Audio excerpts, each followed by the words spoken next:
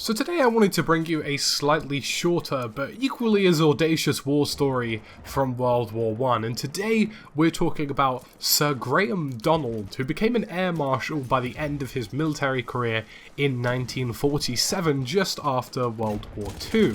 Now this air marshal had achieved numerous medals, including a Distinguished Flying Cross alongside being knighted himself, so he is actually a Sir, or previously was until he passed away. In his time in the armed services, Donald had done everything from fighting as a fighter pilot in World War I to training some of the RAF's best in World War II, and even leading some officers in command of an Indian station in Kohat as a director of staff for the RAF too. So this guy had practically been everywhere, but he became most famous for his miraculous escape from death in World War I. Now, in World War I, Pilot Donald found himself falling from his Sopwith Camel at 6,000 feet in 1917. This was a new aircraft that he recently acquired, and he wanted to try out its paces and see what he could do with it. And on a summer's afternoon, he decided that he was going to do a loop-de-loop, which is obviously flying all the way up and over, and then coming straight back down. But as he reached the top of his loop and was hanging upside down, his safety belt snapped and he fell out of his plane. He was not wearing a parachute, which was matter of policy in World War I, because in World War I, pilots were not given parachutes on the basis that they believed they would bail them before anything was actually wrong with them, or perhaps desert their plane. So it was essentially a case of you go down with your plane. So as the Camel continued its loop downwards, Donald actually ended up landing on the top wing of his plane.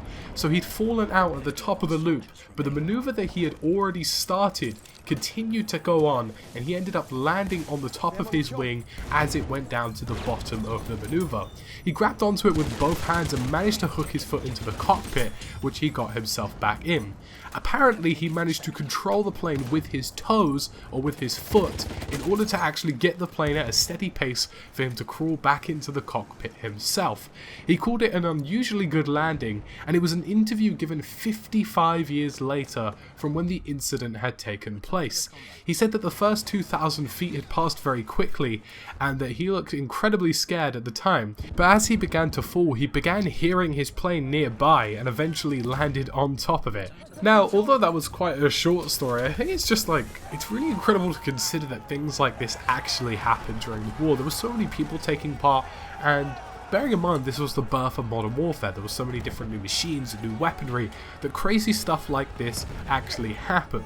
And the actual flight itself was confirmed by people who were watching from the ground and in the air with him, and people said that, you know, this wasn't a myth story he made up. This was something that legitimately happened during World War I, which is incredible to see.